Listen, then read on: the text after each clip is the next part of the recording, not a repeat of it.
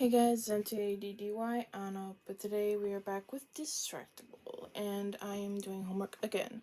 Because like I said, if I can't do it now, I won't do it later. So, please excuse me for doing my homework during these things. I was gonna listen to this on my way to work, but I was like, no, I like doing these videos for you guys. You know, it's like one of the things I can do as a content creator. Just react to other people's shit. But yeah, I'm gonna do some homework while we listen to Distractable's new episode called Naked. I have no idea what it's about, but I hope it's something besides walking around in your home naked. So, with that being said, let's dive in. Episode Distractible is sponsored by Avast. If you have a computer that's laden heavy with viruses and spyware and malware and ransomware, you need protection. Yeah, that sounds like me. I clicked on all of those links, in those emails and websites you're not supposed to click on, and boy, oh boy, do I have some horrible things happening on my computer. So how do I get rid of those? If you know what the ones you aren't supposed to click on, why do you click on them? I needed to know why not to click on them. Okay, if you had Avast, especially if you had Avast 1, you could be protected and you could click pretty much any link you want and still know that you will be protected, but I'm assuming that... What kind of links you clicking on? That's not really important. So Avast would have protected me if I'd used it, and maybe I should use it before I click on links in the future? That sounds important to know. You weren't raw dogging the internet, were you? It's like pirates. Wait, well, Guys, sorry, Wade. I just got it. Avast is the word that pirates say. And the treasure is the links that I click on. Listen, it's an all-in-one solution, right? Avast 1. It helps you take control of your safety and privacy through a range of features. So no matter what the link is, you probably have some protection. But also, there's free VPN, a free firewall, and much, much more. It's their best protection yet. You can get everything you need to take control of your safety and privacy online and accessible through a single, easy-to-use interface. They're called privateers when they're good guys. I remembered. Wade, once you get set up this, you can thank Avast for supporting I Distractible. clicked on a link that said privateer. You can confidently take control of your online world with Avast 1 to help you stay safe from viruses, phishing attacks, ransomware, hacking attempts, and other cyber crimes. Learn more about Avast 1 at avast.com, avast.com. This episode of Distractible is presented by Intel. Ba-da-ba-da. How wonderful is that? Good evening, gentle listeners. Good evening. And welcome to Distractable, a Woodhouse production. In this week's bumper extended episode, the gents hilariously discuss the appropriate places to don one's birthday suit. Beautiful Bob attends a bizarre bachelor bash in a bathhouse. Wonderful Wade creates a Dexter playroom and is pro-au natural. And magnificent Mark gets near flayed alive in his own bathroom billiard horror. Yes, it's time for Naked. Now, sit back and prepare to be distracted and enjoy the show. Hello and welcome to another episode of Distractible. Hello. I will be your host for today. My name is Bob. You know me. I've been here. You probably listened to this before. Yeah. I have to imagine. How could someone have not listened to this podcast a single time? How embarrassing would that be? That would be really How embarrassing. Shamey would you feel? Shame. Sure. Yeah. Anyway, whatever. I'm the host for today, which means, of course, the competitors for this episode are Mark and Wade. Hey. Hello. It's going good. I feel good today. Back in the saddle, healthy, ready to laugh with my friends. You love to hear it. Brag, why don't you? You okay, Wade? Feeling good and healthy. That must be nice. Like, he was like really sick, right? You remember I that? got a limp arm and a pulsating neck. Well, maybe you should go to the doctor and get those looked at. Yeah. Well, maybe. Apparently the Viagra went to my spine. What? What? We should move on immediately. I'm with you, but I still hate it. Help me. Anyway, this podcast is kind of like that TV show, you know the one. 3 Minute a Baby? The points are made up. Oh. At the end, I will pick a winner, and they will be next week's host. I realized I hadn't explained how the show works in quite a while, and I've hosted many episodes since then. But let's be honest. I mean, do you guys not want to do any more small talk? If you don't, No, I literally am so in. I haven't even started the small talk. Yeah, me neither. I was just complaining. okay. That's just me being me. Well, excellent. Do it then. commence. I got nothing. Oh, I've been feeling good, getting back into the swing of things, recording stuff, a lot of cool, interesting things happen on the back end for the podcast, life, getting older, what's that about? That's weird. Getting younger some days, which is equally weird. Ooh, I like that one. Yeah. time fluctuations. I like it. Yeah, so it's a wild time over here. Feeling good on this day. Who knows how I'll feel tomorrow? Well, I'm getting less pain in my arm. I'm getting balder. Not any taller. This doesn't have to be a bit. You could just talk about Oh. how, like, just for a minute, talk about how you're really doing. Oh, It does might be true, but I don't remember how to be a person. Yeah, I don't know how to be a person either. I don't even know where I am. wait, how are the dogs? Oh, they're fine. Thanks for asking. But the last time I said that on an episode, I'm pretty sure that's when Ginger had to have back surgery. So I'm kind of afraid of answering that question anymore. And now I'm the one who might need back surgery. So don't ask how I am ever again. No one asking me any questions about how anyone's doing, unless it's someone I don't like. Health-wise aside, I've been trying to learn stuff. Korean? Yeah, Is it- still working on that. Well, got back from Korea. Good. Did you Yeah. get to use your newly learned Korean in Korea? Yeah, farther along than I thought I was, which is good, but not where I want to be, which is not good. But still, it's a slow and steady race. I was trying to understand. You had a YouTube video when you were out there. I think you posted the title in Korean. It was like Markiplier's Livin' La Vida Loca. What does that translate to in English from Korean? Because it sounds like Spanish, but I know you would have kind of put Korean, right? I would have. That you're absolutely right. That 100% Korean. It means Markiplier is living the crazy life. Oh, so it's the same translation as Spanish would be. Yeah, funny enough. Funny, so funny. Little known fact, Spanish and Korean are actually very tightly related. We're so related. You got it. Never guess it, but there's a lot of crossover.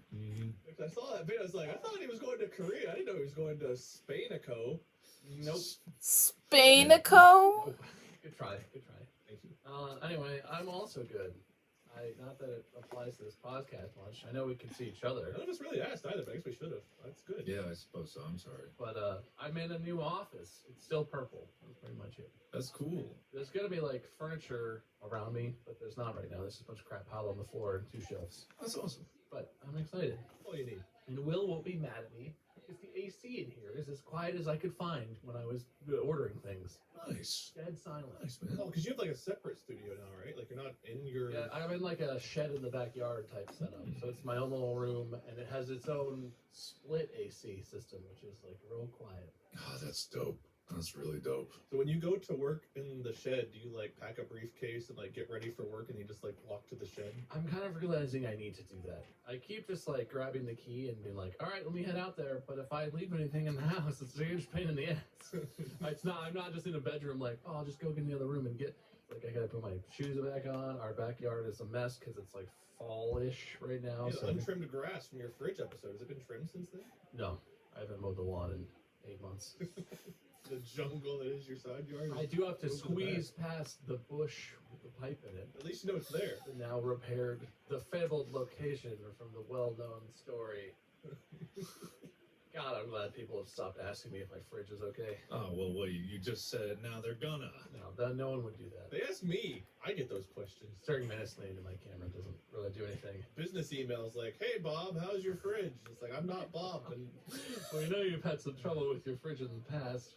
Would you like to do a sponsored segment for our home warranty company? Anyway. You guys heard of Wonderful? What? How wonderful is that? pretty wonderful, I guess. Yeah. Yeah, no, I like it. Don't yell at me. Just like how wonderful it is that technology is enabling people to make my art God. on demand. I can literally go to this piece of software, if you can even call it that, and use the computational power of my Intel processor to create anything with the touch of a button. Ah. Yes. Well, I guess the implications are pretty wonderful too, because if you can do that, you can probably do all kinds of other things. Probably, yeah. No, probably. Yes. I could see that. Yes, machine learning and AI powered by ever increasing more powerful processors allows for ever more increasing applications in which humans could never even possibly imagine. Uh-huh. How are we doing it if Okay. we can't imagine it? We don't need to imagine it. Just do it. Just, It's like they say, you just do it. yep, that is it. There is nothing more to it than that. How wonderful is that? I guess that sounds pretty pretty wonderful. Yeah. I like everything except maybe how you're saying it. You're saying Yeah. it at me instead of to me, if that Yeah. makes any sense. How do you know that it's actually a person behind these words? I don't. guess. You do sound a little Guess. crazed as you're speaking to us. A little manic. Well, I guess we Yeah. had Robot Mark before. Now Robot Mark is the real Mark? We evolve.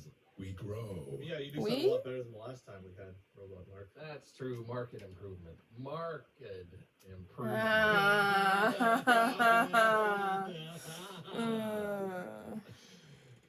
Well, that laugh wasn't so wonderful, but the technology stuff is pretty wonderful. And how wonderful is that? Thank you, Intel. This episode of Distractible is sponsored by Raycon. Guys, I've been listening to a lot of this really great podcast. Has these three guys in it. They're hilarious. They just tell stories and they play games and they switch it up all the time. It's so fun.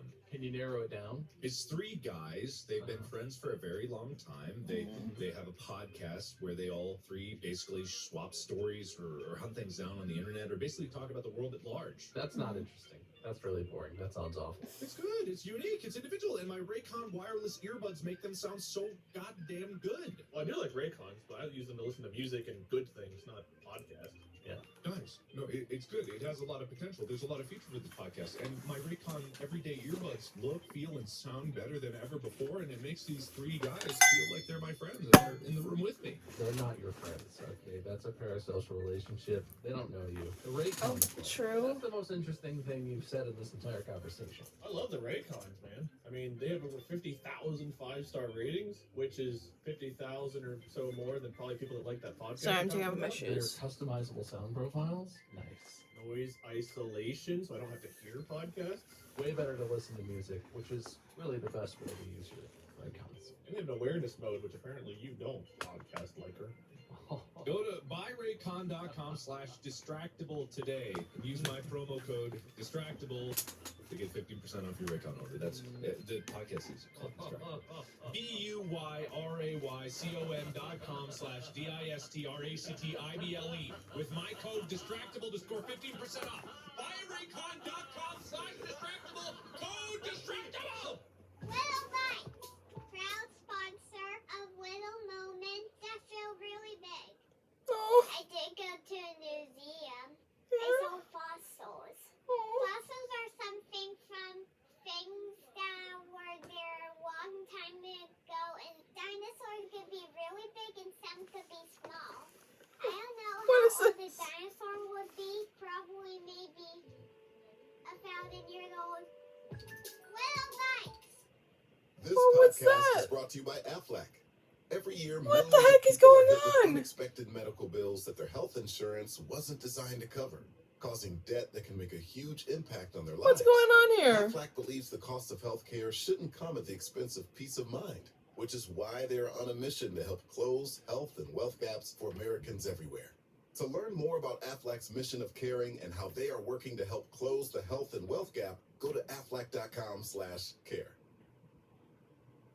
Today's episode, I'm the host, What? which means I have to pick the topic. And I did, so that's good. Yay! Today's topic is nudity. Oh. I've waited my whole life. for Why this is it moment. nudity? Have you never been naked? Oh, it's about me being naked? No one's waited their whole life for this moment. Oh, it's about everyone and anyone being naked. But if I'm 100% honest, this topic is a little bit of a pretext. Because when we were working on the idea for this podcast, and we recorded some test episodes, we recorded an episode where I told a really excellent story from earlier in my life. And it's a very funny story, and the recording still exists. I have no idea what shape it's in, but it's out there. Do you guys remember this story? I don't want to give anything away. It's about a Russian bathhouse, and it's a bachelor party. Yes. Oh, yes. I remember. Well, as an intro to the topic of nudity, and because it's a funny story, Will, put that in there. This is past us. This is from February of 2021. That's how long ago that was recorded. Damn. That was really So long. we're like different people. almost. That was a full episode in a test recordings, right? It So was. That's a story. We were testing a format idea that we had that turns out isn't the one we went with, which is no format, except someone wins at the end. I don't know. Oh, right. Yeah, way back when. I think we were telling a story in 3 acts. Yeah. Is that the 3 Yeah. acts? Yeah, no, Yeah, I think that's the it's 3 broken acts. down into acts, and each act has a title. Yeah. Oh, which yeah, is wow. arbitrary now. But so enjoy the Russian bathhouse story. Today's story comes from a bachelor party that I went to in my early 20s. There's a gun. There is probably the Russian. Well, okay. There's a gun. There's probably, I think, unconfirmed, the Russian mob. Gun. The Russian mob? There are a bunch of naked, very hairy strangers. And it was one of the most relaxing and unforgettable experiences of my entire life. Most relaxing.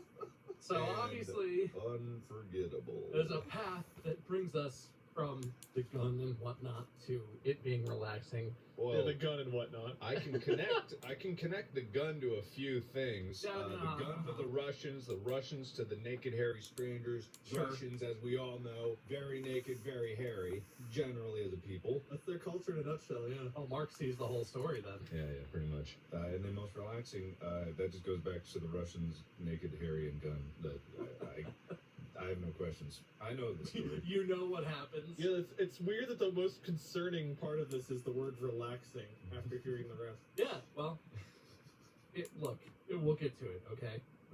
So I said this already. It's a bachelor party. So we show up. My buddies. It's a high school friend who's getting married. Gary is getting married, and his bachelor party is taking place in Cleveland. Real name? Fake name? Fake name. Damn it. Alright, Let's just go ahead and assume all names are fake until proven otherwise. Yeah. Even our names might be fake.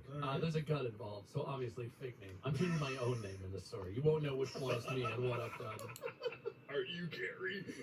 Yeah, you've been Gary all along. Your friend's It's been bachelor Gary, party. Right, yeah. So we're high school friends. All the groomsmen, all the guys coming to this party, we're all high school buddies. We've known each other. So we all show up in Cleveland, and we're excited. The one wild card in this is, so I'm not the best man. I'm just along for the ride here.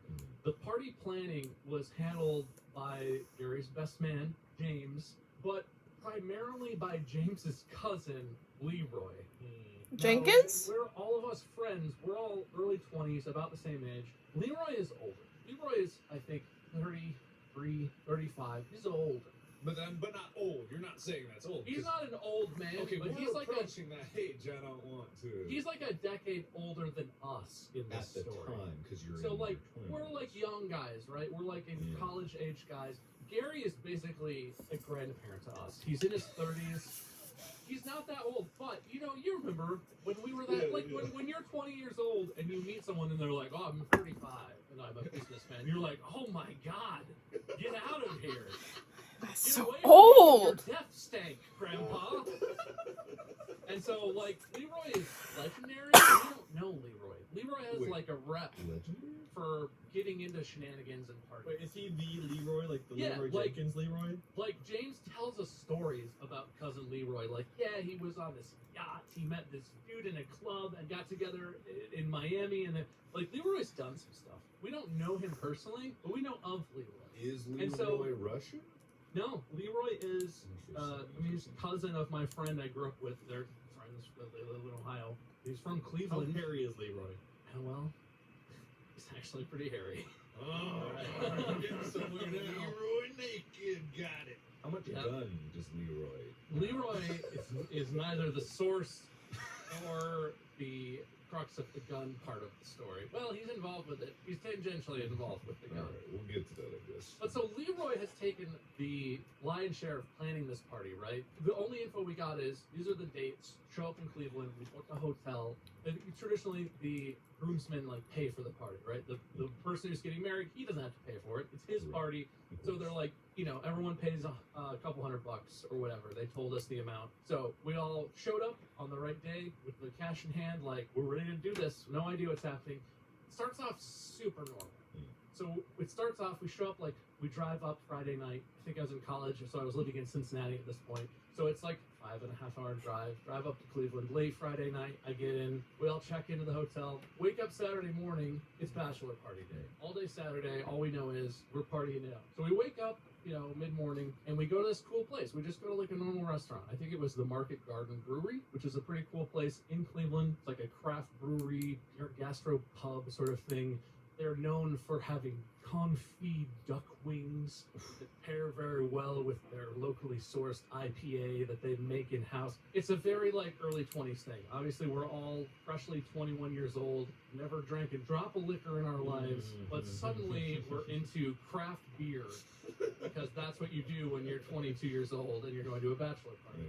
As normal as it could get. It's great. It's really tasty food. We hang out there for a while. At some point, Leroy, like, lunch is over. Leroy gathers us up, huddles everyone up, and hands out, this is an indication of Leroy's obvious age, he hands out to us printed out MapQuest directions to the address of the next place where the party is continuing. And so we're leaving this restaurant, we're driving somewhere new, and you know, on these printed directions, it shows like the final destination, and we look at it just a little ways away, and it's not in like, it's not like downtown on like 4th Street or whatever. There's a cool street downtown Cleveland.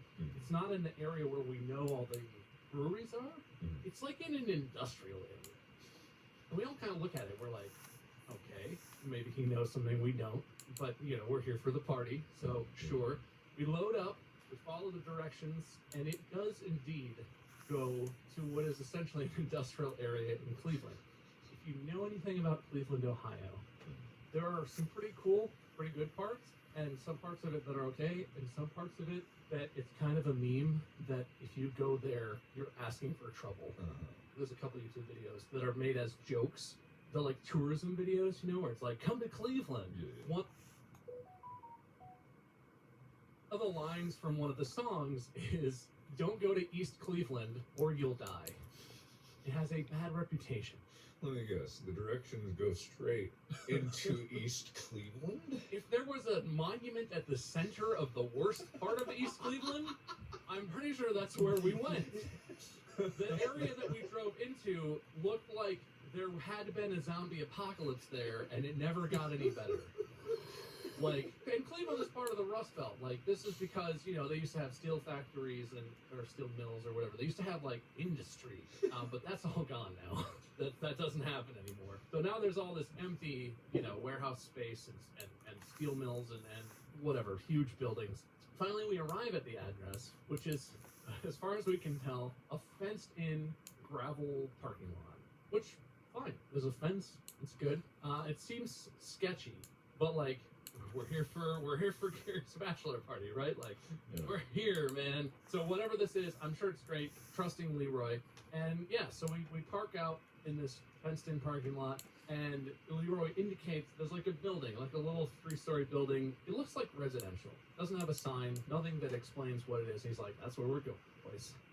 That's the place. Cool, fine. It must be awesome in there.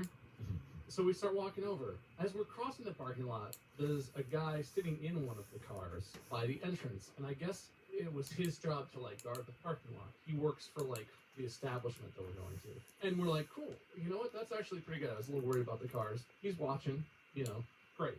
Leroy knows, without saying a word to this gentleman or explaining anything, he walks up to this dude and just gets out his wad of cash and just does that thing like they do in the movies where he starts flipping like 20s out, just like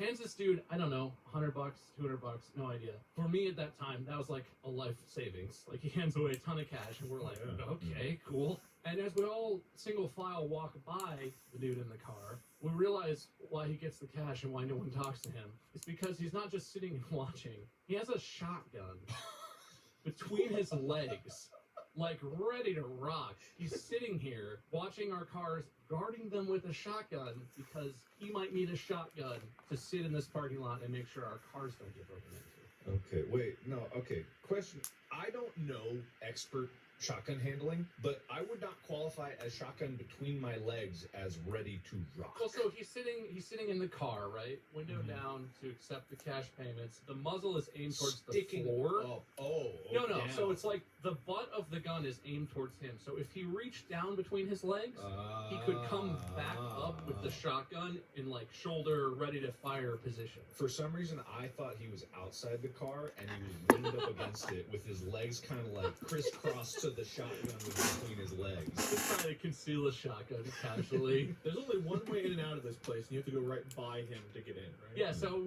I didn't see him when we were driving in, but he's sitting in his car. I guess this is his car. You know, it's a fenced in parking lot, right? So there's one driveway where there's no fence. He is right there in his car watching. I assume, you know, if someone climbs the fence or tries to break in, that's why he has the shotgun, obviously. But yeah, so no words. He doesn't even look at us. This is like an older gentleman, like, I don't know, 50s, 60s. The details escape me, but he does not even register that we exist. We paid him. He'll make sure our cars don't get broken into. Cool. So we proceed on to the party. You know, it's party time, obviously. Yeah. Can I just say this whole sequence, the parking in the lot, the no words, cash transaction, and then as we're walking into this unmarked building, the entrance, you walk through a door and you walk up 2 flights of stairs to like get to it. It feels like a movie. Like it feels like The Departed, like a scene from like a Scorsese movie where I am out of place. Like I'm the guy who accidentally pisses off shotgun guy in the parking lot, and he picks it up, and I'm like, no, just I'll go, just don't hurt. Like I'm that guy in this situation, and we're all that guy because we're a bunch of like white 20-year-old dudes who don't belong here, except Leroy knows apparently. This is not a place where you walk in and you're like, yes, I'd like to have a party. You walk in and no one says a word. I mean, is Leroy's cousin even like, oh yeah, don't worry guys, this is cool, or is his cousin even just like, what? oh no, man. When we get out of the car, cousin Leroy is cousin of James. Leroy is like, don't say anything, like be cool. I know these guys, I know what to do. Just follow my lead, do what I do. It's like he knows the secret code, and none of us should say a word because there's no talking or anything. It's a whole thing. It's very ominous. But we're here for Gary's party. This is for Gary. So we're here. We're going to have a good time no matter what happens. I got one more question before you go on with the story. Now, you said Leroy's got kind of a reputation, a famous reputation. Were you aware of his reputation prior to this, or is this the beginning of his reputation forming? He had a reputation prior to this weekend. But you all trusted him. Yeah, well, it's kind of like Okay. James would tell us stories that were like, he works in media, right? So he shoots like promotional stuff, like sort of commercials, but With like cameras or with shotguns, typically? Leroy works mostly with camera. But like, you know, he meets people and he goes places, he travels the world, and he ends up like at a club in Milan somewhere. So like, it's not like he has a crazy reputation of like danger or being just terribly irresponsible. He's like that guy who just like travels places and spends $1,000 on bottle service at this club and hangs out and he hung out with some models or something. Like, he's not a dangerous person. He just has this reputation, right? Gotcha. We know of Leroy's exploits and everyone's kind of like, man, he sounds cool. Like, I don't know what he does. When we learn he's the one who's playing this party, we're all kind of like nervously like, whoa, it's gonna be crazy. Like, whoa. And so, okay, so we're in the parking lot. We've talked to Shotgun Guy. We're progressing through the doorway. There's 2 flights of stairs. You gotta walk up both flights of stairs to get to like the top where you enter. There's a landing after the first flight of stairs, right? There's like a landing with a doorway. So we're all single file, making our way up these stairs, just completely baffled. Like, what is happening? What is this, and how is this gonna be fun? And as we each get to the first landing, you can see into the room. It's a dark room, but there's enough light you can see into it.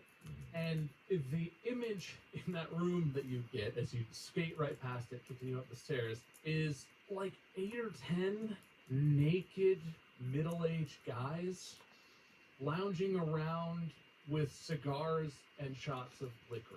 What it looks like. And I don't mean like in bathrobes or wearing boxers or even like towels wrapped around.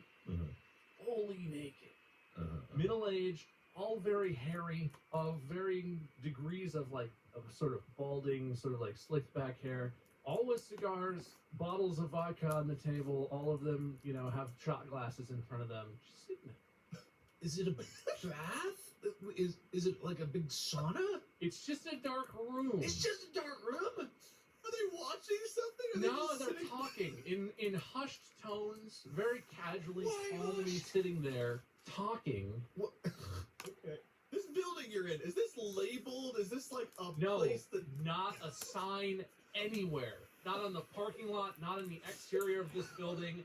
Literally no indication whatsoever. So that's our very first hint at what we're about to be doing for our friend's bachelor party. Okay. So we continue up the stairs. Everyone gets a turn at the show. You walk past this show of these gentlemen enjoying their cigars and vodka. You reach the top of the stairs. This was not explained to us at the time, but I'll just say, because I'm telling you the story and I know everything now. We reach the top of the stairs and we reach the entrance of the Russian bathhouse where we are celebrating my friend's bachelor party. Oh, see, I thought the naked men was at the 3rd floor. I didn't No, realize they were like halfway up. you just walked past a doorway and Yeah. peered in, locked eyes with 8 to 10 naked men. Yeah. All right. What we didn't know when we were on the stairs is that we were just peering into our own future. We had no idea. It was doppelganger versions of everyone in your party. It's like the movies where they meet the alternate version, like, oh. I didn't know Cleveland Russian bathhouses were a thing until now. It's just the one, man. The One, as there far as I know, one, this is yeah. all the Russian guys in Cleveland got to go to the one place if you want a bath. I wonder how difficult it is to find local Russian bathhouses with which to have bachelor party. Don't think they're on Yelp. Like, I would imagine a lot of them are similar to this one, where it's like a private establishment, right? The reason you don't say anything or talk to anyone, it's not like a licensed business. It's like, it's like a hush-hush thing. You can only go if you know where it is, and you know what to do, and you know how much it costs. Because, just like with the parking lot, we get to the top of the stairs, not a word. Cousin Leroy gets to the top of the stairs, whips out the huge mountain of cash again, locks eyes with the slicked back hair Russian dude who I assume is named Vlad, who's like standing at the top of the stairs like he's in charge or whatever. Okay. Is he also armed? No, well, probably, but not like visibly, so Not obviously, okay. can't confirm. Leroy hands him God knows how much, like an enormous stack of cash, like enough money that if I had been handed that amount of money, I would have bought myself a tuxedo and rented a limousine because I wouldn't know what to do with it. It was just all of our collective pooled money, plus probably some bonus cash. He was an adult with a job, so he could afford to spend money. But he hands this dude the cash, and no explanation, no words. The guy just nods at him, and Leroy's like, all right, we're in. And Leroy's like, all right, just follow me. I know where we go next. We go into what is basically a locker room. It doesn't feel like a locker room, but there's like places to put your stuff. It's intended to be a locker room where a random smattering of other strangers just sort of like in the process of getting naked or putting clothes on. At this point, Leroy looks around and is like, all right, boys, strip down. There's no boxers. It's naked. And we all kind of look at him for a second and we're like, what? With our eyes, we say this, and he's like, no, that's the rules, man. No swimsuits, no shorts or anything. Like, strip down. It's cool. Everyone here knows the rules. It's cool. And we're all like, look, I'm 22 years old. I've known these dudes that we're here with, except for you, for like 8 of those years. I've never seen any of their penises. And I don't think they've seen my penis. So why now? Why in this moment is this when we're all going to share that very private, personal part of ourselves? There's not really any discussion, but we all stare at him for a second longer, and eventually he's like, look, there's towels, okay? So if you really don't want to get the full experience, get naked, put a towel around your waist, that's allowed. We're like, good, towels! Fine. The towel situation is not great, though. I gotta be honest. So, like, I'm sure we've all experienced that thing where you're like at a hotel or you're at someone's house, you're a guest, there's a towel for you, and you get out of the shower, and the towel's, like, not big enough. These are, like, the smallest version of that you can imagine. My friends who are all, like, normal-sized people, the towel is barely big enough. Goes around them, overlaps maybe a few inches, maybe. It goes, like, halfway down their thighs. I'm not a normal-sized person. I'm a large person. There are no large towels. The towel for me goes around my waist like if you had a safety pin, you could probably pin it together, but it's not like overlapping. I think it went lower than like the bottom of my butt crack, but I can't see that part of me, and I'm not 100% sure. I basically didn't have a towel. I might as well have left it, and I eventually abandoned it because it was more inconvenient to try and keep this tiny hand towel wrapped around my nethers than to just get naked and just be like, screw it. I gotta ask, up to this point, did you guys question Leroy at all about where you were going prior to getting here, No. what you guys were going to be doing? No. Any questions? Nothing. No. Okay. Well, because the communication wasn't from Leroy, right? Like, Yeah. James, the actual best man, our friend James, was like, we're going to Cleveland. It's going to be fun. And everyone obviously is like, what are we doing? What are we doing? We seen a sports game or something? Like, we're going somewhere cool? He's like, I asked my cousin, and he's from Cleveland. He knows a place. He knows all the places, but he knows a couple fun ones for a bachelor party. And we were like, oh, what is it? And he's like, he didn't tell me, but I trust Leroy.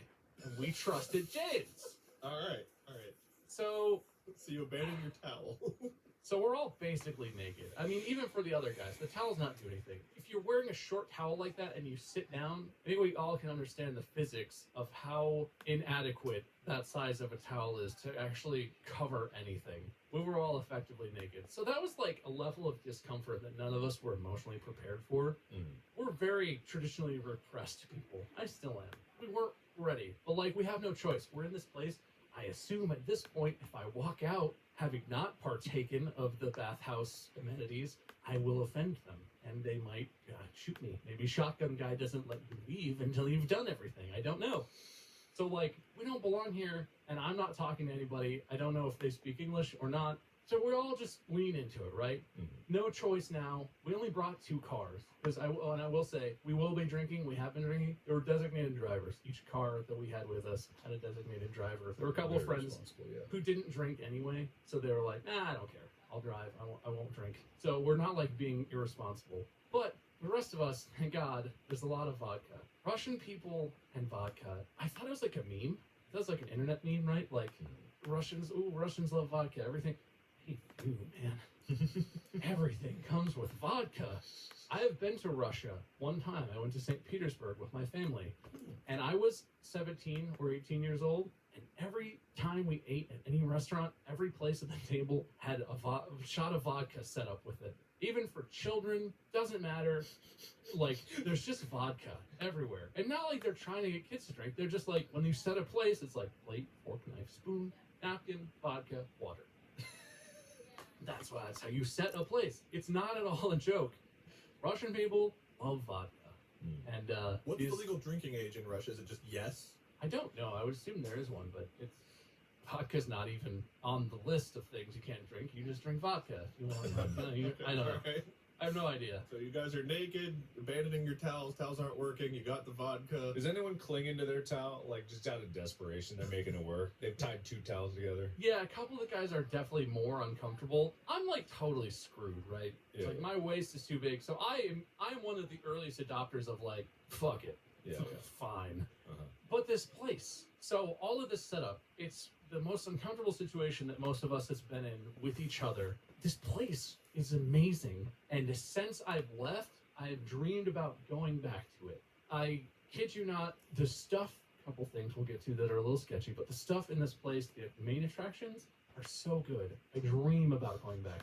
What is it? What's here? It's a 3rd floor of a building. How there can't be like a roller coaster running through this thing. It's like a residential building. At best, it's like a kitchen that they converted into like a steam room. They got a pot of water boiling in the back. I cannot imagine a world where this is that amazing. Yeah, me either. My image of this is like a really sketchy staircase that has like a couple doors along it, and it like wraps around, and you open one of the doors. There's just a bunch of naked dudes sitting in a circle, not doing anything, not even talking, just sitting around in a circle naked. You go upstairs to the locker room. Smoking and drinking. Smoking and drinking. Okay, smoking and drinking. I don't even think they have a table. They're just sitting there like on these old, like worn out couches, like with a cigar and a shot of vodka. You go upstairs to the locker room, you strip down, you grab one of the 4 hand towels and try to cover yourself. Doesn't work. You open this magical door and all of a sudden the place is good. That is 100% accurate. Okay, What well, you're forgetting is this house is located in Cleveland, and it has a basement. And what is in the basement? We don't know. The largest steam room sauna thing that I've ever been in, and an enormous ice pool. And the main attraction of this place is you go and you sit in the steam room, and it's so hot. It's like a furnace. I've been in saunas before. This was literally like you were staring into the mouth of an open furnace, and you could feel the heat blasting you from across the room. The hottest room I've ever been in, and you literally sit in that room. Leroy taught us this. You sit in that room until you feel like you're dehydrated, until you feel like you can't breathe. You're breathing this hot, heavy air. You feel like your skin is going to actually burst into flames. You sit in there until you physically can't stand it. And then you jump up and you go run in the ice pool. It's like you jump in, huge gasp. It's like in the movies when people fall into the ocean and it's frigid and icy. You feel like you can't move. It shocks your entire body. Stay in that until you can't stand it. You climb out and get back into the hot room. You go back and forth between these two extremes. And the first one is terrible. When we walked into the steam room the first time, I was like, oh my God, I hate this. Like, oh, this is terrible. This is uncomfortable. It hurts. It's too hot. And then we jumped into the ice, and I was like, this is worse. This is not repairing the damage of the steam room. I hate this even more. Yeah. After doing this it felt like a long time, and it was probably maybe half hour, 45 minutes, maybe an hour at the most, back and forth and back and forth. About how long did you spend in each room along the way? Like, it was like, how many minutes in each? It was longer in the sauna. So you spent maybe 5 to 10 minutes in the sauna, and then you literally go jump in the ice water, and that's maybe 60 seconds to a couple minutes, depending on what you could stand. Okay, then you... So it's a lot shorter time in the water, and there's a little bit of time after the water where you sort of drip for a second and, like, regain your composure, go back into the steam room. So you've done, like, 5 or 6 rotations of this at least? Yeah, I would say probably 6 or 7 times in each room, back and forth. Okay. I have never felt that relaxed in my entire life. After the first couple of transitions back and forth, I did not care that I was surrounded by a bunch of naked strangers. My friends and I were desperately trying not to look at each other's junk. That, like, I was rubbing naked thighs with people as they were pushing past me to sit.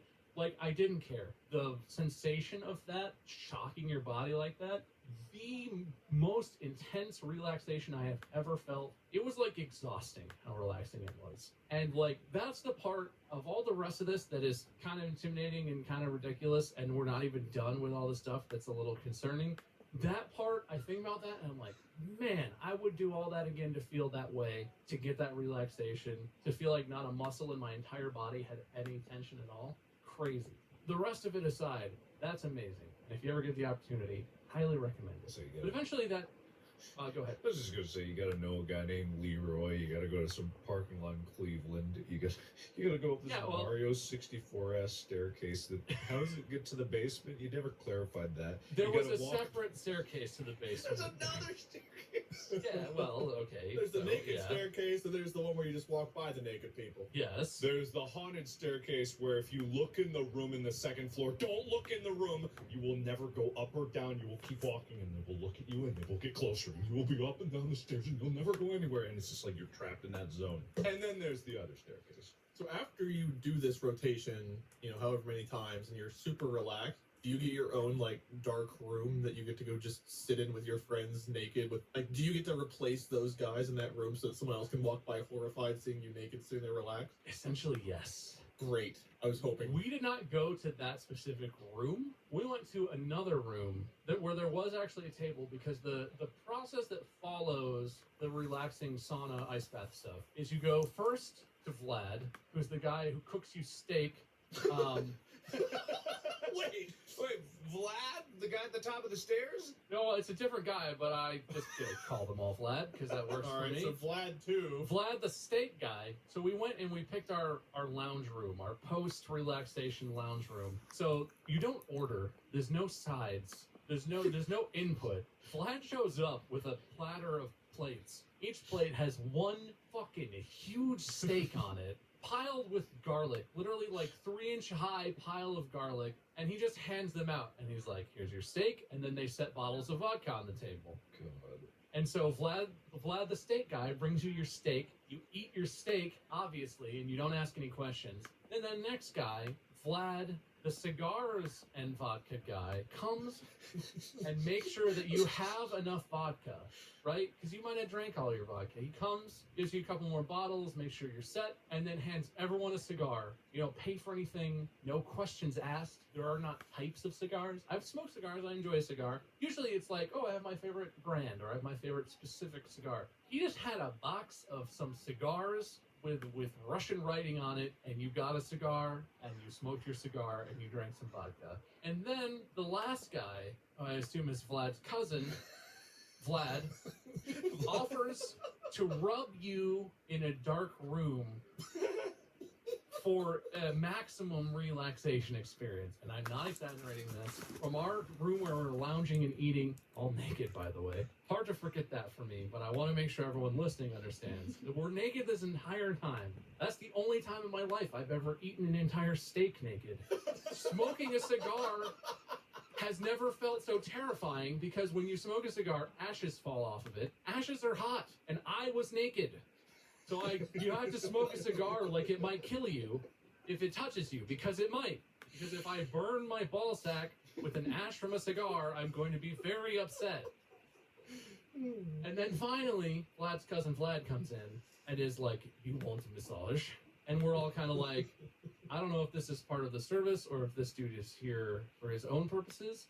Literally, I didn't partake in this. So at this point, I was so relaxed. I was like, I'm good, and I'm still going to be naked with you touching me, and I don't need that. I'm fine. But some of the guys did it, and they described it as he led them out of the room, down like a back hall to like the other side of the building. It gets increasingly darker. He leads you to a dark back room in the back of the house, a small room where there's just a massage table and some very dim lighting, and you and cousin Vlad. And he gives you a massage. And apparently, it's a fine massage. But, like, I don't know if I'd sign up for that, even knowing what was about to happen. Because I don't feel comfortable. What's wrong, Bob? What's wrong? What's wrong with that situation that you've just described? I feel obligated to remind everyone, you're naked this whole time. Dripping with steak juice and cigar ash burns all over your naked body. Look, it was delightful. The Sounds great, man. The sauna and ice bath, literally, I will remember for the rest of my life. I remember it vividly. And I don't remember all the dicks in that room. I remember what it felt like to look into the furnace that the heat was coming out of. And when they would pour more water in there, it would steam like crazy. And I remember how the ice bath, it was really small and like you were kind of crowded with all your naked friends. But like it felt so intense. It felt crazy. I would recommend it. But my main question, I guess, is, would you do it? knowing going in what is going to happen, would you drive to the gravel parking lot in Cleveland with the chain link fence and the dude with the shotgun and put yourself through that just to see if what I'm saying is true about how relaxing it is? Probably not. Order of operations here, you drive in to a sketchy looking unmarked place. The first encounter you have is someone pulling out a wad of cash, paying off a guy sitting in his car, not like a guard post or anything official, just sitting in his car with a shotgun. You walk in a building, up some stairs, pass by a bunch of naked dudes, naked hairy dudes. Strangers. Keep going. You come up to another guy who is handed a giant wad of cash, and then you walk into a room you have to strip.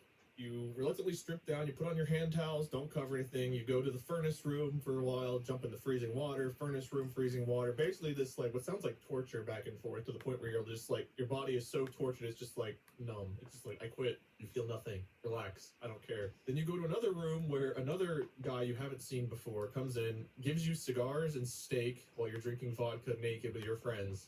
Another dude comes in, offers you a massage. So you encounter what, like you actually have conversations with like 4 strangers. You pass by a whole bunch of other people that are naked doing the same thing you guys are. Is the ice bath sauna room, was that private? Was it just your group there at that time?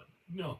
No, okay. No, the sauna was enormous. Like 40 dudes could sit, if you were like not touching but as close together as you would want to sit to like another naked person, you could fit easily like 40, probably 35, 40 dudes in there. The ice bath was like a little pool. It had like steps down into it, and it was maybe 12-person pool. It was not big, so there was kind of a line. It was kind of a rotation.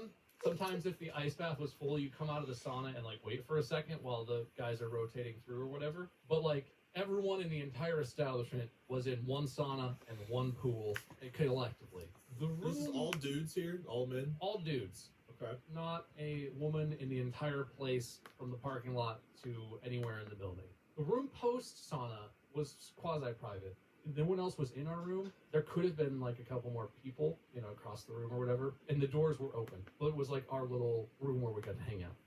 This doesn't sound like my kind of establishment, so I don't know that I would voluntarily go. Even with the level of relaxation you've described, the rest of it sounds awkward enough to where I don't know that I would sign up for that. I personally wouldn't go, but just because I know of a place with less gun, probably less Russians, and definitely less hairy strangers, and that's just a Korean spa. Because what you described is exactly the same as a Korean spa, with just the same level of nudity, but many more different types of pools to dip in. What about steak? They don't have snake, but they got a snack bar. And so, Snack bar. Bob, if you are looking for that experience to be recreated, you know, all you gotta do is come down to LA. There's an amazing Korean spa where you and we can get naked with a room full of Korean people. And you know, they may not love vodka as much, but they love soju. Dude, soju is delicious. Exactly. So if you want to pound some soju, You won't say that like that. What If you want to get naked with me and just pound some soju. What's wrong with that? Nothing, go ahead. I want to pound some soju. Although the mystique of this freaking clown car ass house, there's no physical way that all of this stuff could fit in one building. But I can show you where that is. I feel like you're setting this up as a bid. It's not a bit. I sincerely I hope would want it's to a go do bit. that. Yes, Because it's fantastic. I would assume the experience is very similar from what you're describing, the pools and stuff. Yeah.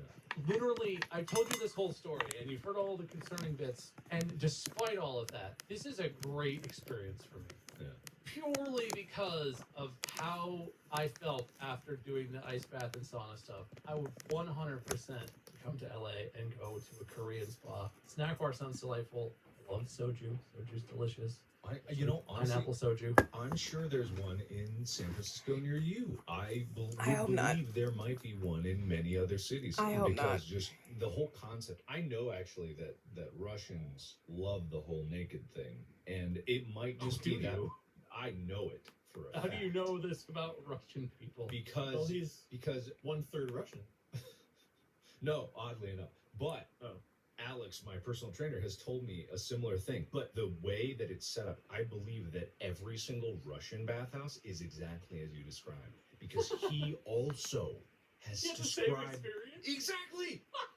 He described the same thing. Maybe not like I didn't get as many details, but he told me that there was a place near his gym, just a place that he could take me. Now I know what that place was, because he told me like, oh, it's like a bathhouse, and I was like, oh, like a Korean bathhouse. I was like, what's a Korean bathhouse like? It's like, oh, people get naked. It's like, yeah, the naked thing. Just like, Well, I mean, that's what I assumed. It was such a specific and refined experience. I figured there was no way that this is like the only establishment that exists in the world, in the US even, that's like that. It's obviously, this is how Russian bathhouses are run. And I'm not here to question a single thing that they did to us. yeah. I will say, we still have no idea how much money Cousin Leroy actually spent on anything. There's no way that like the $200 that each of us chipped in covered that, because we lived like kings in that house of mirrors. And I don't know how long we were there. I do know that when we left, Shotgun Guy was still there chilling, and it was dark.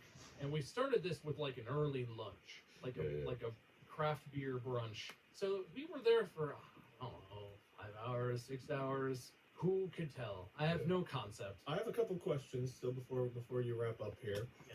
How did everyone else, like when you guys got dressed, you walked out to the car, was everyone feeling like, oh man, that was cool? Or was there some like traumatized, wide open stares? Like what was the general consensus? We never spoke of it again.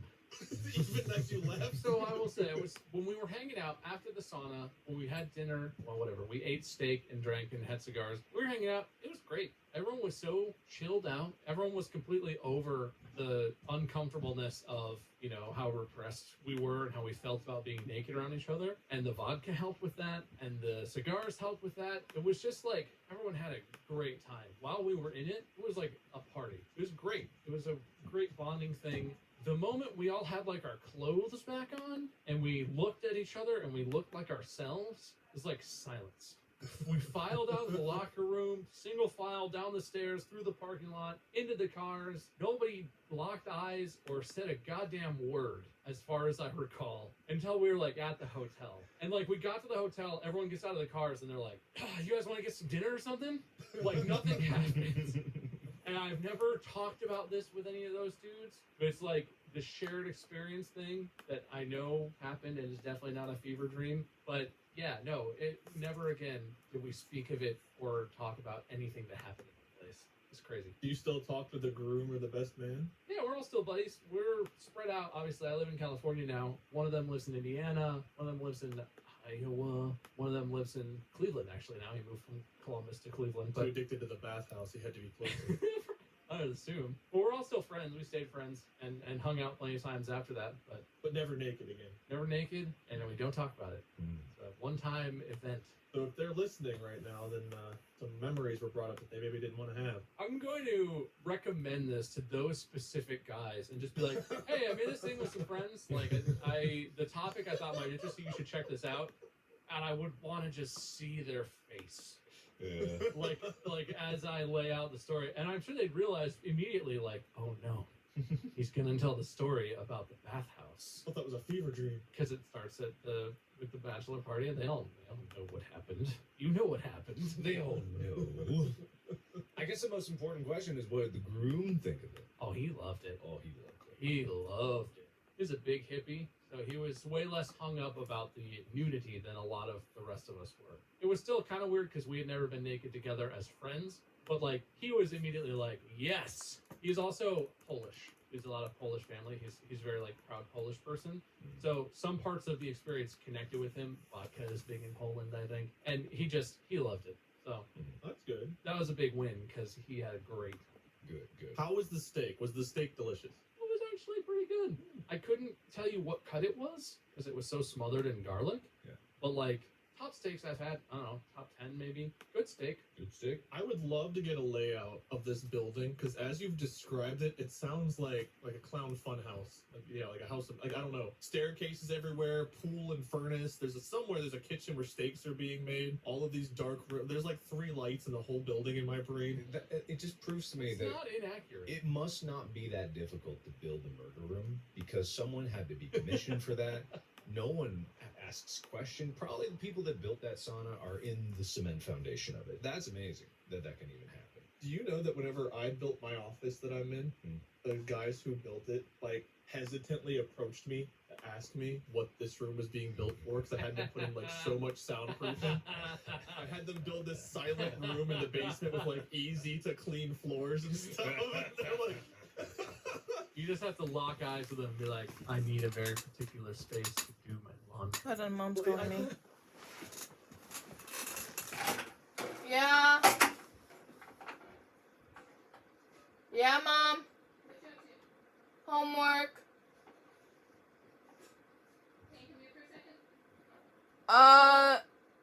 Not right now. Can I do it later?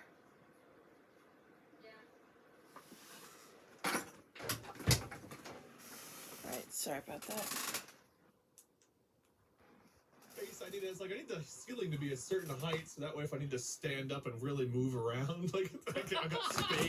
Because my thing like VR, like I need to have outlets on every wall, internet cable. I mean, I need to be able to access anything from anywhere in this room. I need the lighting to be, you know, pretty good where I can, you know, daylight, white light, I can kind of flip between. So I came over to inspect the room, and after they put the soundproofing in, like there was nothing else in the room, nothing on the walls, and you'd walk in and immediately your head felt like off. because of the way like sound was bouncing around in the room. It was just like it felt so uncomfortable to be in here, and like sound didn't travel in or out or even in like throughout the room like normally. And they're like, hey, so it's not really our business or our place, but I gotta ask, like, what's this room gonna be used for? Because they thought I was building a kill room. Sounds like a kill room. I mean, it still can be a kill room. You know, don't let your dreams be. Oh, dreams, very easily could be, but yeah, kill rooms wouldn't be hard at all to make. But this building with like the 18 staircases, the steaks, the cigars, the naked men rooms, like just the layout baffles me. In my brain, I cannot picture out a logical way that this is laid out. You have some great stories, Bob. You have some great stories. Really good stories and stories. All right, so which one of us won, Mark or me? Okay, anyway, look, Man. that's an awkward way to shoehorn that in, but I've been waiting for any idea that even remotely create an opportunity to use that, because that's like one of the funniest stories that's happened to me, I think. Everything that happened. And I hope you enjoyed it, but it's over now. We're back to real current times, us. So nudity. How do you guys feel about nudity? I feel like Don't our like country it. is very repressed about it, right? We have a lot of laws and regulations where you can be nude, what can be shown on TV, but like, how do you feel about it? You like nudity? It's not fair. Being naked in the flesh or seeing nudity in others around us. That's a good Both question. being and seeing nakedness is what we're going to discuss. Being and seeing nakedness. Got it. Okay. I'm I pretty love it shy when when I like what it I'm comes to seeing. being It's naked. different. Being naked in a place versus if you are in that place and you see another person who's naked. Different types of feelings come up, Okay. I would imagine. All right. Well, I have an occurrence where being and seeing nakedness was the de facto state of being. Yeah. Do you want a title for it? Sure. I have an inkling about this one, what this is, I think. The title is "And Then My Skin Was Rubbed Clean Off." Oh. Okay, maybe I don't know what story. Wait, no, I got a better title. Okay. Quote. And then he flipped me over. Ew. Ooh, Not okay. better? Intriguing. I don't have any competing story for this, so I'll call my title N.A. In Your A. honesty. In A? That's probably worth points. As in not applicable. In A. I feel like I'm losing this somehow. It's okay. There's plenty of activity to come where you could gain points. But Mark, I want to know why he flipped you over. Okay, so this is my own bathhouse story, which I'm not sure if I've talked about this on the podcast. I think I talked about on Three Peens way back in the day. Yeah, I remember it way back. Mm-hmm. They'll tell you if it was on the podcast. They will, yeah, they absolutely will. We are getting older. It's hard to remember. God forbid they hear something that they've heard before. You've said those words in that order before. No, my ears! Make me new content. I'm bored! 10 years of being on the internet, how dare you repeat yourself one time? Yeah. Yeah, So just this once. was. Sorry, continue. So anyway, they're in Korea. It's a thing that they have bathhouses. It's some thing in many cultures, and in these bathhouses, you are naked because I guess why wouldn't you be? And there's various little pools in the bathhouse that are warm and cold and have different jets and different temperatures, different salinities, salt levels, different things in the water, and various different like saunas that you can go into. But I've been to them before. I've been to them in Korea. I've been to them here in LA. But when I went to Korea last time and I was at the bathhouse, my cousin said something very interesting to me. He said, "You want massage?" And I go, "I don't mind a massage. I like massage." And he goes, "Oh, you want massage?" And because he doesn't speak perfect English, but he knows his way around. And I said, "Yes." So we go to the bathhouse. We say, "Oh, can we relax?" And we have a good time. And then my turn comes to get a massage. And I didn't know exactly where it was before. And when we entered into the bathhouse, we walked past these two mats there, and there was someone getting scrubbed, like someone getting washed, like physically washed. By another person? By another person, yeah. There was another person. The only non-nude person in this entire bathhouse was the person doing the scrubbing. He had shorts on. So it was a bit of an oddity, but I passed it by because I was like, I know massagers from the Korean bathhouse here in LA. You go into a separate room and you're closed in the clothes. They give you the clothing that you wear in the co-ed levels, and then you get a massage. And I'm like thinking, oh, that's what it's going to be. But then my turn comes up, and my cousin guides me to where the massage is going, and he guides me right to the tables that the other guy was getting scrubbed down on. And the guy has his scrub rag, and he flips it over his shoulder a few times, and then slaps the bed, and he's like, hop up. Is it the same rag that he was scrubbing the... other person with? He dipped it in a bucket. Oh, okay. We washed it off. He cleaned it. Sure. All good. So this is the equivalent of like getting your car washed and you go through and the guy like sprays your car a little bit, then the automated thing happens, but just this guy with a rag the whole way through. Yeah. Perfect. Pretty much. Now that I think about it, I do not think he... I don't think he changed the wash. He just wrung it out, dipped it in the bucket, it's fine. You smacked the table. What do you think the smacking is for? Waste not, want not. Yeah, when I got up there, he got a bucket of water and he just splooshed it over the top, and water ran off and clean instantly, no problem there. Wow. So I lie face down on this table. I'm mortified, but I'm like, okay, whatever it is, I'll get it over with. It is what it is. And this guy went at me like he hated me. Everything about me, everything that I stood for was written upon my skin, and he needed to remove it. And I just remember the most incredible pain of just the cheese grater of it. And my back was bad enough, and he gets every part of my back, top to bottom. Fully naked here too, right? Yeah. Which means that rag had got every part of the guy before. Yes, I'm realizing that now. Thank you. Oh no, are we ruining this cherished memory for you? Not a crevice unexplored. Yeah, cherished memory. Yeah, exactly. Before now, it was a great memory. Now it's concerning. Yeah. So then he says some words to me that I didn't understand at the time. Now I know he was telling What's your me to safe turn. word? God, I hope not. Because I didn't know it and I didn't say it, that's for sure. But he's telling me to flip over, but I'm not understanding it. So he kind of like digs his hand underneath like my torso and my legs, and he flips me over. And I'm like, oh, I get it. And I He roll. man-caked you. Yeah. Yeah, exactly.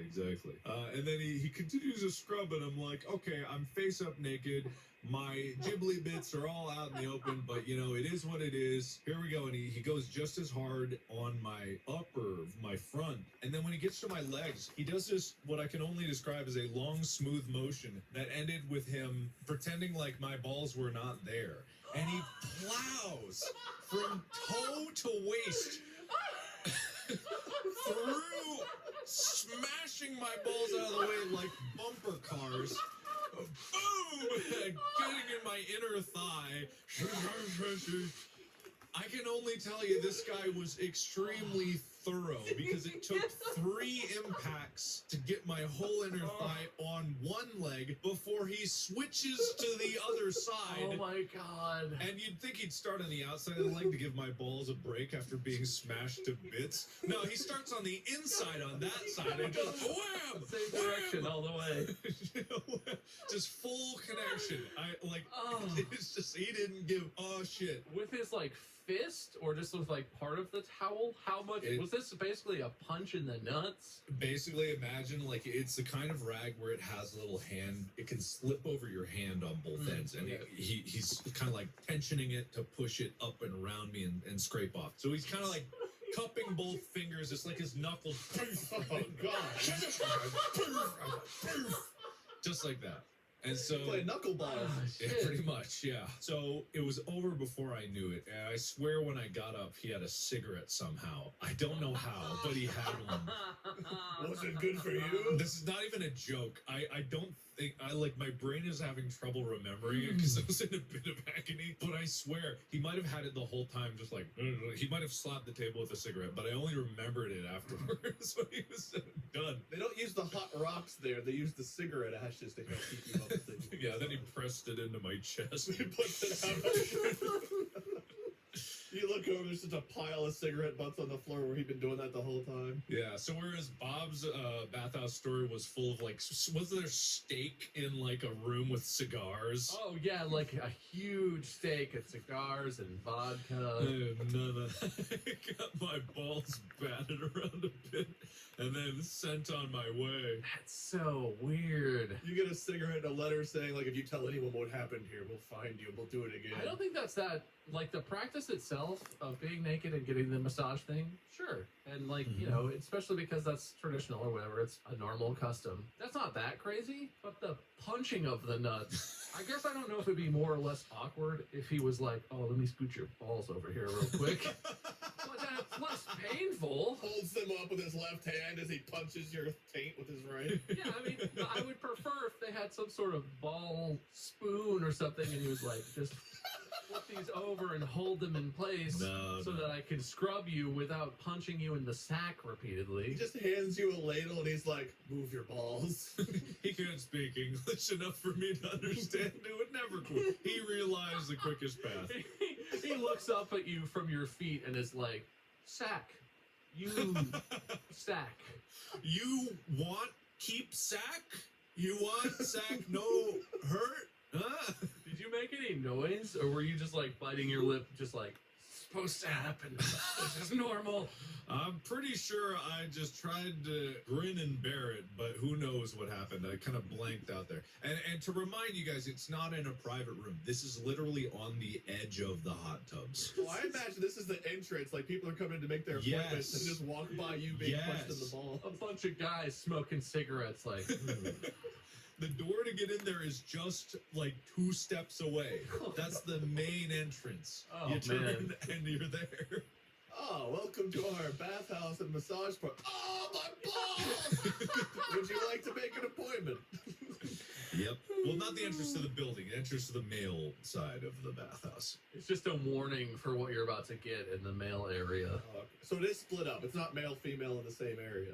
Yeah, no, it's not like Is there like an age limit? Because I can't imagine you could have like people underage. there were kids running around. Yeah, kids running around. Okay, so it's different. Like that would never fly here. At least not now. I mean, I would imagine maybe the massage guy could just be like, I don't do kids. But maybe he doesn't care. Yeah, it's probably a cultural thing. Probably just cultural thing, yeah. But it's just like a strange place. So it's interesting, right? This is kind of exactly the sort of thing that inspired me to pick this as a topic for today. Because clearly, that's part of Korean culture. I have no idea how popular it is still, but like that came from a place of being very popular. Like the main way, I guess, that you got to bathe yourself at a certain time period, right? I'm assuming. Yeah, absolutely, yeah. Yeah. So like, I know that like Romans had bathhouses and stuff too, right? Like that was a thing. yeah. Yeah. And communal shit rooms where you could all sit on your side-by-side toilets and have a conversation while you shat.